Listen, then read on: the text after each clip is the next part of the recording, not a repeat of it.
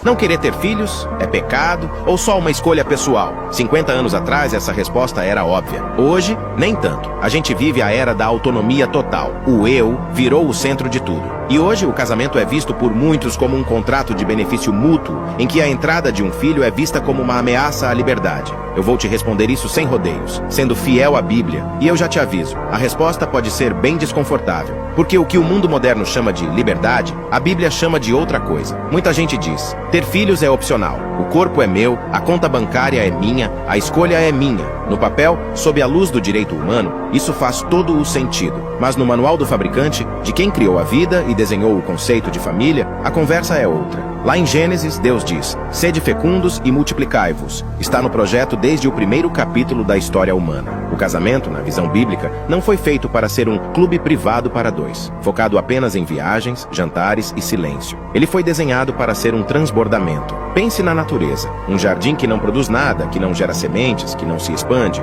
Ele é apenas um pedaço de terra cercado. A vida, por definição, é expansiva. E o amor cristão, por definição, é fecundo. Quando um casal se une, eles não estão apenas somando 2 CPFs. Eles estão criando um novo ecossistema que, por natureza, deveria estar aberto à vida. Mas calma, a Bíblia não é um livro de regras cegas. Ela também exalta a prudência e a sabedoria. Existe uma diferença enorme entre não querer filhos nunca e não poder ter filhos agora. Planejar é legítimo. Organizar a vida é bíblico. A própria Bíblia diz que quem não cuida dos seus é pior que um incrédulo. Então, ter a responsabilidade de esperar o momento de oferecer um lar estável, saúde e sustento é um ato de amor. Mas aqui começa a ficar desconfortável, porque o problema real não está no calendário, está na intenção do coração. Existe uma linha tênue entre a espera prudente e a rejeição egoísta. Quando um casal tem saúde, tem condições e tem estrutura, mas tranca a porta da vida por medo de perder o conforto, por medo de o corpo mudar, ou simplesmente porque um filho atrapalharia os planos de carreira, a gente entra num terreno perigoso. Isso deixa de ser planejamento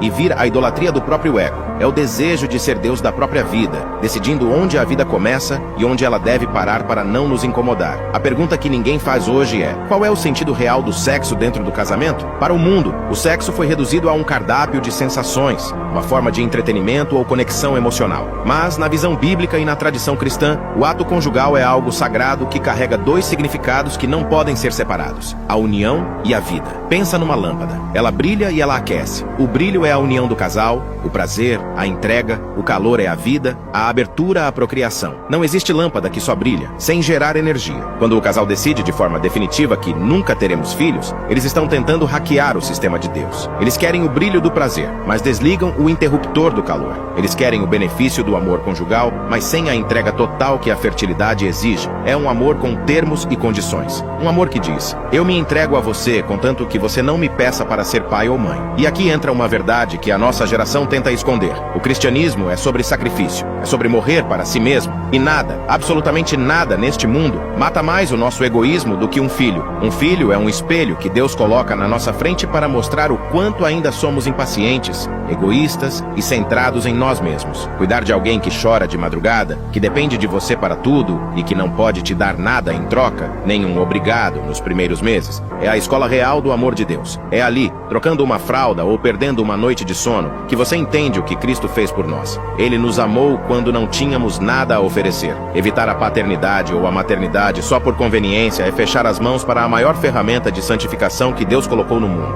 A Bíblia diz no Salmo 127 que os filhos são como flechas na mão de um guerreiro. Pense nessa imagem. Uma flecha é feita para ser lançada para o futuro, para alcançar lugares onde o guerreiro jamais pisará. Quando um casal decide não ter filhos sem uma razão grave, eles estão decidindo não lançar flechas. Estão decidindo que a história deles termina neles mesmos. É um fim em si mesmo. Muitos dizem: mas o mundo está muito ruim para trazer alguém para cá. Isso parece nobre, mas no fundo pode ser falta de fé. É como dizer que o mal do mundo é maior do que a capacidade de Deus de sustentar uma vida. Os cristãos sempre tiveram filhos em tempos de perseguição, fome e guerra, porque a nossa esperança não está na economia ou na política, mas na promessa de Deus. No fim das contas, essa decisão toca no porquê você está aqui. O casamento não é um porto seguro para o seu conforto. É um barco lançado ao mar para cumprir uma missão. E parte dessa missão é povoar o mundo com pessoas que amem a Deus. Porque, no fundo, a pergunta não é sobre ter ou não ter filhos. É sobre até onde você está disposto a amar. É sobre se o seu sim